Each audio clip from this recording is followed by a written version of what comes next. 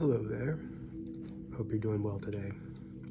So the subject I thought about today is a very complicated one, and I'm going to try not to get lost in it all. But it's how this society trains you to betray yourself. They do this through your parents, and your parents, they get it from having to pay bills and validate their existence. They always have to pay their taxes, even if they own their land and their home. And the government, what I can't say this is all governments, but I've noticed a very huge tendency and possibility that they will claim to be the savior of the land when in fact they might be mass murdering thieves. You can use maybe Christopher Columbus as an example of pushing the natives out and saying that they discovered America. Now, I haven't researched that very well. I am open to the possibility that that's not true. But what I will say is that there is a conquering spirit in this world. We do it in our education systems, in which you have to compete over with all of the students to get to the prestigious top with grades and grade point averages. And only a very small few might get the jobs that they want. You kind of see what I'm saying here? We're fighting each other rather than growing as a society. And our parents, they are put under this sort of like traumatic spells where they're not given the time or energy or proper funds to treat their traumas. So they pass those traumas on to us. They themselves are trained not to believe in themselves through this sort of fighting sort of energy rather than harmony energy, and it gets put into us. So what we've got going on here is a lot of different projections that are being placed on top of us rather than our cores being listened to. So when I hear people talk about ascension or awakening, I kind of see the same thing. Invalidating the core, telling people that they have to get better than they already are. They are complete once they get to a certain level rather than continuing to evolve. Because when you're awakened, you're either on or off, not a multifaceted dimensional thing that's always been learning and always been growing. And there's a form of invalidation in saying I am higher than I used to be, as if who I used to be, there was something wrong with it, rather than building up multiple emotions to merge together, or qualities or skills, to sort of embrace it all, which is a harmony way of living, in which rather than invalidating any little thing as if one thing is better than the other, we are just looking to see where that thing wants to fit into place. That's the etymology of harmony, to fit together. So war is to confuse. I've mentioned this before.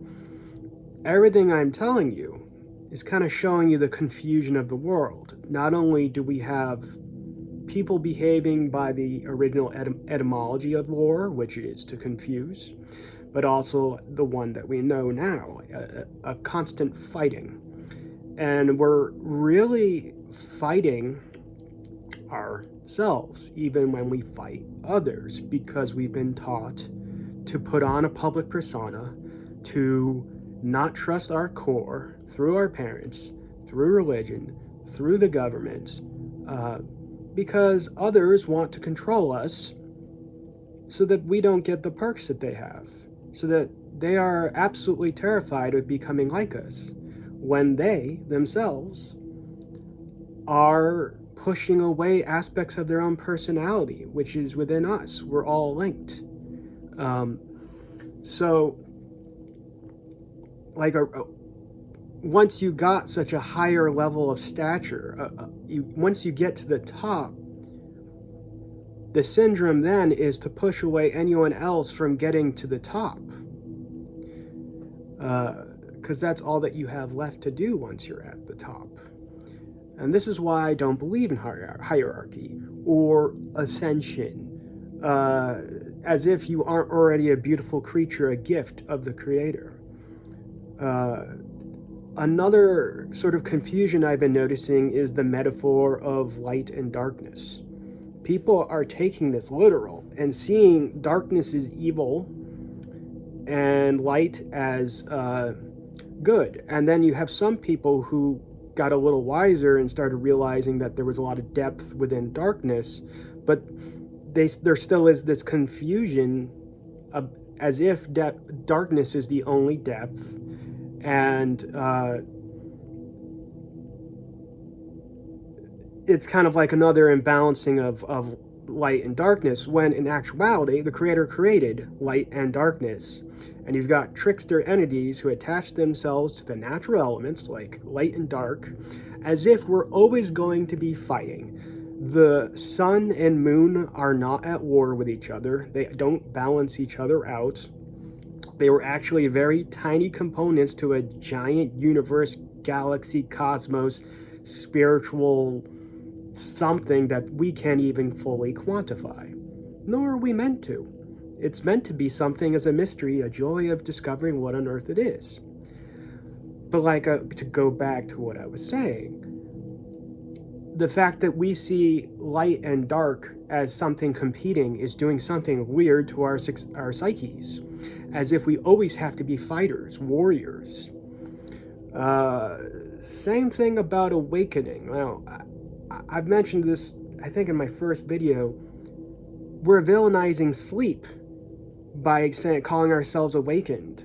We're on or off, which inhibits our feeling as if we have always been growing. We've always been awakened. We've always been a beautiful creature of the Creator. And I mean, I grew up as an insomniac, so I really value sleep. Sleep is a natural resting period in which after we all just grew, took our time to kind of expand our consciousness. We need some rest from that, some time and rejuvenation. I see a lot of people who claim to be awakened in a sort of mania, where they're not allowing for that natural sleep and chillness and peace. And this urge to save others. First of all of us are beautiful beings. We are capable of saving ourselves. I trust you to know your story better than I do. So for me to come here and say, you need saving, or it's another sort of illness of people who call themselves chosen ones. I think the beings, trickster entities, or some people identify them as demons. Certain cultures don't even see demons as bad, such as some Asian ones. What we call actual trickster entities or bad beings that are maybe demons or whatever. They are the ones claiming to be the chosen ones, the gods of this world. And they have been tricking that element into the government, into religions, into our parents, and into us, so that we need to get better than we already are because they're the gods of the world. And we aren't. We are creators. We have the Creator's power put into us, but it's also outside of us. It is everywhere. Everything is made of this creative power. So that is why I was saying before, we're like these cells of a different body. So when I say all these things, I'm just sharing you a perspective. You don't have to agree with it. I don't think you need to learn any of this. I'm just sharing with you why, for me personally, it's kind of difficult to talk to most people. And I just have my own way of seeing things, And it's not like I just one day saw all this. I noticed a lot of people's social behaviors that didn't make sense to me. I'm like, why aren't we creating a golden age? Why are we always pushing people to get better? You've also got that going on with manufacturing companies. In the Industrial Revolution, I mentioned it a little bit before, this idea that we had to create products to validate our existence. We ourselves became products. You have to be productive or you're not worth anything. The meditative state is so different than that, because rather than us feeling like we have to do, or we're not enough, we embody and embrace what we really are. We get back to our core. This is why I have a bit of a problem with ascension or levels, getting to the next level. I think it's actually a peeling away of a multiple amount of projections that were placed upon us. So we really want to peel those layers and projections off, rather than trying to add on as if we're not enough. I'm going to take this moment to kind of slow down. I just said this in kind of a speed to kind of gain traction, to make sure I wasn't losing anyone's attention. But now that I've said all that, time to slow it down. That's where I feel like our solutions are. When we were younger, when I was younger, I was born in 82. We would sit around and just listen to music and just exist. We wouldn't be on our phone constantly. I know I don't need to push that people understand that it's probably not a good idea to be on your phone constantly. But I still have even difficulty now not living that lifestyle, even though I know it's much better for me to just stay away from computers and live in nature. Go to computers when you use it as a tool. When you get into the computer and lose yourselves, you become its tool, or it becomes a virus on your creations, rather than you using it as a tool for your creations. So yeah, I hope this kind of makes sense, how we betray ourselves. It's not even us that's doing it. There is an originator, some sort of trickster beings, and whether it's a demon or an elite with money, or just someone with not so wonderful intentions, or someone who is unbalanced and maybe isn't aware of it, and they project their unbalances through others. So this is why the spells that we create are so like us to be conscious of these spells. We're always creating these spells, these expressions. We are always creating, and we don't exactly turn it off, nor do we need to.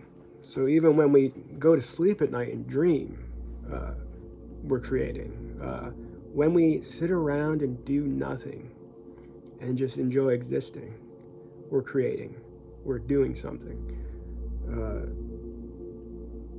This whole fast-paced lifestyle, where time is money, money is time. That's a time prison. It's a component of employment where you get paid by the hour, and if you don't have enough money, you're going to lose your possessions or your shelter. You can't pay your bills or whatever. So this beautiful space where we can just create and remember that this is reality, that feeling throughout your entire body, being still and present with oneself and loving it, embodying it, enjoying it. The age of reasoning created a bunch of inventions that are kind of sterile and place all the energy in the head. There's nothing wrong with thoughts. It's just that we have energy throughout our entire bodies, and they all want to be observed. And we don't want to villainize any part of our being. It's just an unbalancing that's been going on for a long time. And we're all trying to make sense of it. I'm not an expert on all this stuff. I'm just sharing with you the different pieces that I've happened to put together. And whatever I share with you is not going to be the end-all, be-it-all. I am no master. I don't want to be a master. I don't consider myself better than anyone. I consider the subjects of power better than... I don't care. I would rather be in my own peaceful world than to talk about those sort of things,